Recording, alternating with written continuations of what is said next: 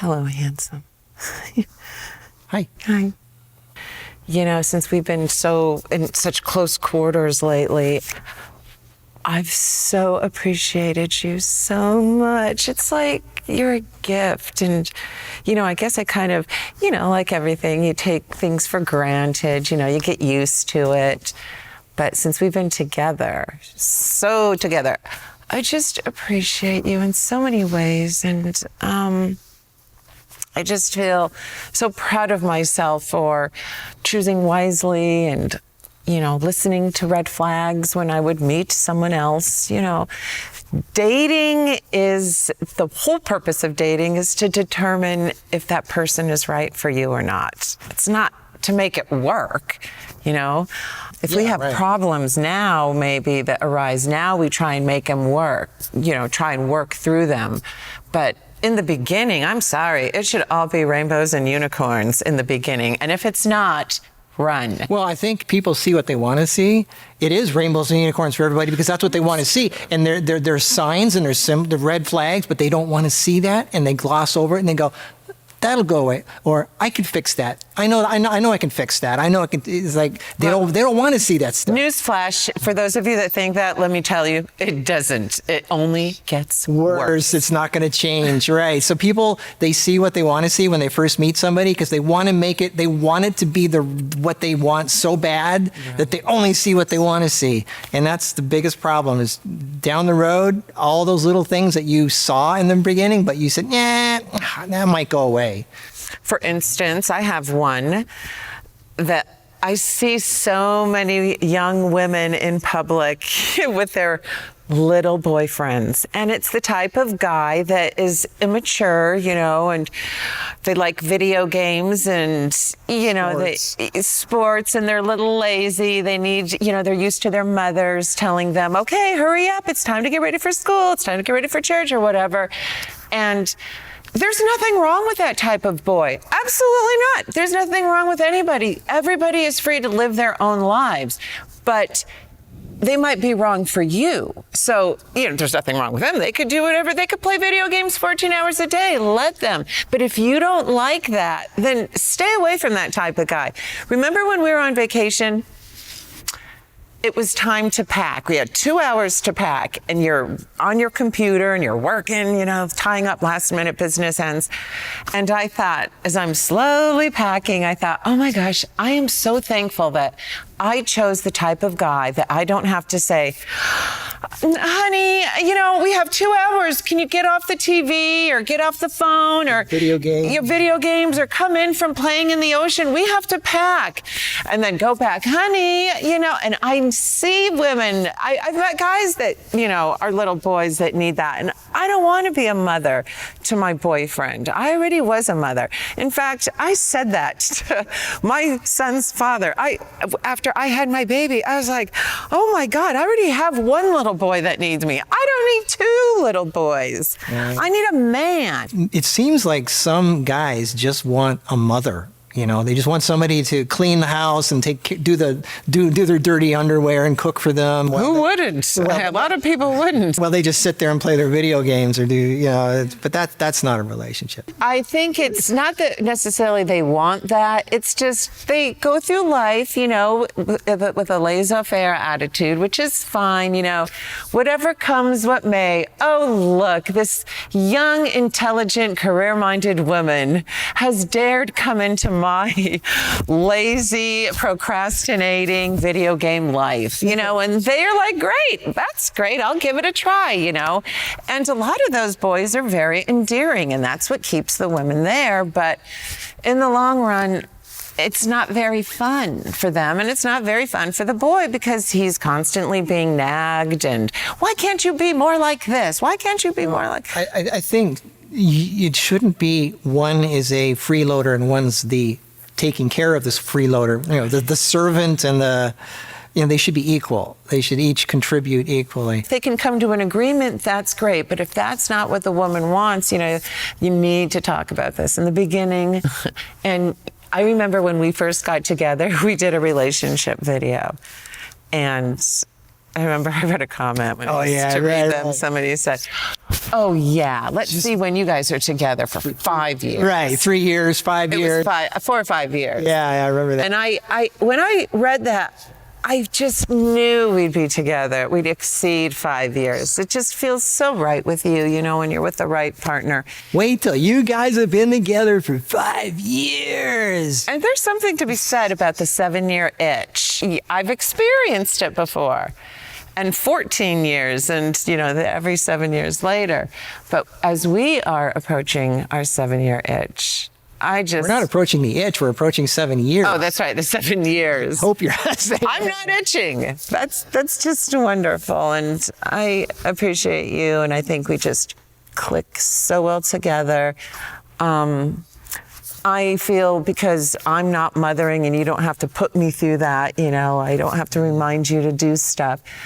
You're a pleasure to take care of. I never get mad at you. The only reason, now this is another thing that's so important. Imagine never getting mad at your partner. I mean, how pleasant would that be? The only thing you do, and I'm so grateful to say this, that gets me angry, is you don't wash your hands long enough. You don't use enough soap when you wash your hands. And this doesn't get me angry, but I'm like, I told you, and you don't really listen. I tell him, when you're finished with your plate, you're so kind to bring it to me from his office, but please put it in the sink. Well, there's always stuff in the sink, so I put it on the counter. Okay, so then the sink is empty, and I still see his dirty plate on the counter. But, you know, he's so pleasant. If that's the worst. That is the worst. Very worst of our relationship. That is the worst. I think we're doing okay. I do too. I see us together forever. Yeah. So what advice do we have to give? What makes us work? Why are we so... Well, we have a lot in common, you know. That's a good one. No, I could never be with somebody who eats meat. And I've read articles how the vegan gets along with her meat-eating boyfriend or vice versa. I just can't do that. I don't know. I don't know how that works with those relationships. But you and I have so much in common. We're both vegan.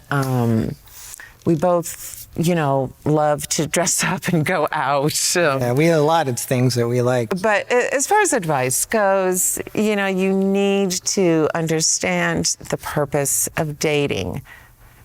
And again, it's to determine whether you see this working, you see a happy life with this person. I can't be with somebody that gets on my nerves. And I had a roommate once. If he's watching, it is the worst thing. I do not ever recommend a female get a male roommate. It never works. I thought, I'll have a male roommate. When I had an apartment in Santa Monica, I had 2 rooms available. Both men were nightmares. One was clearly so in love with me. And he brought out the worst in me because I swear if I would ever agree with one thing he said, like, do you want an ice cream or something? And I said, yes. He'd think that meant, she wants me. Yes, I want to marry you. And we had an agreement. He bought the groceries. He was losing weight at the time. He would buy the groceries and I would prepare the food. And when he left town one day, or no, I left town, and I left the smoothie recipe for him on the fridge. I thought, oh my God, I was so hesitant to leave it because I knew if I did, he'd think I cared for him so deeply that I'd want to marry him. And I didn't want to give him the wrong clues. But I felt bad, you know. I was like, okay, I'll just do it. Sure enough, he called me and he said, oh, you left the smoothie recipe. You care about me. He goes, so you care. And that's what he said, so you care. And I was like, oh my God. And he just was like, oh my God, I have to just act like this. And I was always, and he did. A lot of it was acting and a lot of it was real. It was the stress. And I'm like, oh my God. And I understand this person brought out the worst in me. And I'm like, geez, my little brain told me, okay, this person makes me feel ways that I don't like to feel. And then I meet Marcus, and I'm like, wow, I like the way I feel when I'm this person, when I'm with this person. I mean, it's that simple. And if Marcus, well, we met, and when we were in our honeymoon phase, if he did anything to like give off a sign that he was abusive or, a liar or anything weird like that, I'd be like, okay, well, I gotta go, bye. It's not you, it's me. Gotta go, bye. That's called a red flag. A red flag is a warning sign. Warning, warning, and people that ignore the warning signs. It's not just abusive to others, it's also abusive to themselves. Are they alcoholics? Are they drug abusers? Do they eat like really bad food? Are they abusive in the sense of how they see themselves, self-image? There's so many different kinds of abuse. I didn't even think of that. Are they negative? Do they see everything in the world through a negative filter? Because being around downers is drains your energy. So it's not just abusive to you, but a lot of times it's to themselves, and they don't even know it or see it. And it's not our job to fix these people. The only way they can, if you try to force someone to change, they're gonna, they have to do it on their own. Yeah, so, and God bless us poor little women. It's in our nature to nurture and try to fix, and mothering. Want to fix these little men and these poor little lost souls, but it doesn't work. That guy that you were talking about, that roommate, this is how it all started in our conversation. He saw what he wanted to see. He wanted to see you liking him. That's like every guy, like when you're dating, when you're like, if you even smile, like you're walking past somebody on the street or in the grocery store, if a guy smiles at you and you smile back, she wants me. Yeah, she wants me. Score. And they think, okay, I've got her. She's mine. Just because you smiled courteously. Yes. That's how guys think. Friendly to a guy. The best advice anybody can receive regarding achieving bliss and with your relationship is to just choose that person wisely. It's like building a house. If you build it on quicksand, it's going to fall apart. If you need a strong foundation. It all starts from the foundation that you build anything from. A car, a house, a relationship, anything, a business has to be from something solid, something that is rock solid, that is not iffy. Right. Because think about it. If you lay a foundation for something and it's got cracks in it and it's wobbling on quicksand, and the inspector comes and says, nah, everything's fine. Go ahead, build your house, Yeah. It's the same thing with a relationship. Right. You come in and you see what you want to see. Oh, I want to see the perfect thing, so everything's good, What do you think's going to happen? Once the structure is complete, like a car or a building or home, it requires maintenance. Right. And when it comes to a relationship, the maintenance in a relationship would be how we treat each other. And, now we found each other. Now we have to be, respectful and thoughtful and admirable towards each other. I mean, I love it when you say, oh, you look so pretty, and, I love compliments. Go on. People start to take each other for granted after a while, and they just don't look at things anymore like they did when they first met. Right. And I wake up every day. It's like it's a new chance at life, and it's a new start, and I'm reborn, and everything I see constantly is like I'm seeing it for the first time. Well, and that's what I keep telling people. They need to learn to appreciate. You don't never give up the ability to appreciate, even if it's something you've seen a million times before, because this might be the last time you ever see it. When I wake up in the morning and I see you, I appreciate you do these little things throughout the day. And I'm like, oh my God, he's just so adorable. So if you can find someone that you appreciate, that does these little things that, just tickle you and, just tickle your heart. And you're so endearing to me, and I'm just so thankful to have you in my life. Likewise. You can't make somebody into what you want. You have to kind of find something because you got to expect. It's already there. Nothing's going to change. It might get worse, but people are not going to change just because you want them to. And most people see, but when they get in a relationship, they see what they want to see. They see the change that they want to see happen. They see the flaws, but they go, I can change that. Or that'll probably change. It won't. Or I could just look over the flaws, or even, those flaws are so cute, but then they don't stay cute for long. There are some compromises, but they should be small ones. I mean, I think it's important that both people are able to take care of themselves. They don't need the other person. The other person is there to walk alongside you, but not lift you up and hold you up. Their job is to just walk alongside and make a conversation while you're walking through the park of life. If you're with that person because you need them, you're going to... That's codependency. And you will learn to resent them. And that a resentful life is terrible. And then they're always getting yelled at. I've seen it all the time. Right.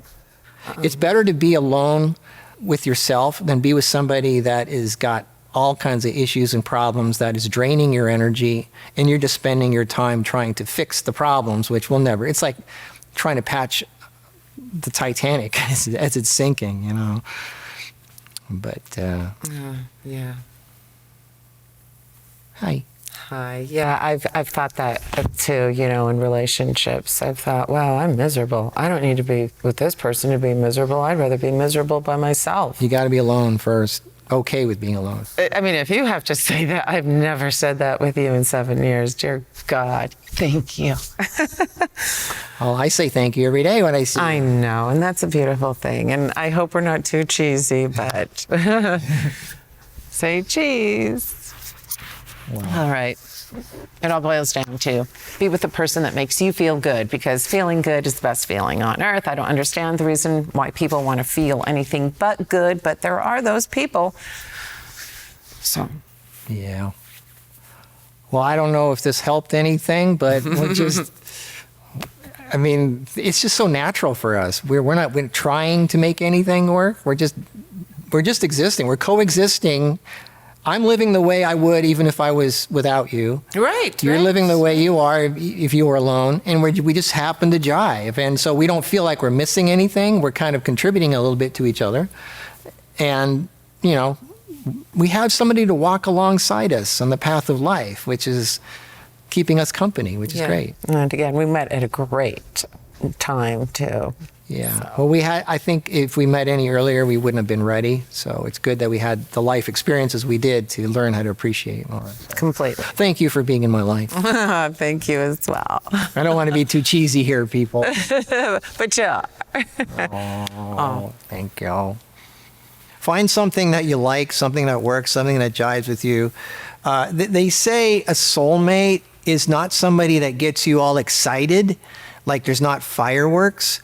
A soulmate is somebody, it's like finding an old shoe. It just fits and it feels so comfortable and it feels like you've worn it for 100 years and it's just so familiar and you just cozy together. And there's no, I mean, we have fireworks, but I mean, we got the best of everything. We got, yeah. So we're like twin flames, soulmates, we're all of it, but that's lucky. But anyway, I think it's more important that you find somebody that you can just be cozy and comfortable with. And then if there is more to it than that, great. But most people, they go after the fireworks and not the cozy part, which is when, again, that's the foundation that they're missing. So there's just so many facets to it. And yeah. Oh my gosh. All right. Well, that's enough. We'll see you in the next video. Maybe we'll tell us what you want us to talk about. Maybe we'll talk about it. Q&A is awesome. Yeah. Okay. Yeah, I love those. Okay. I love watching, filming, and being in them. Bye. Take care. Bye.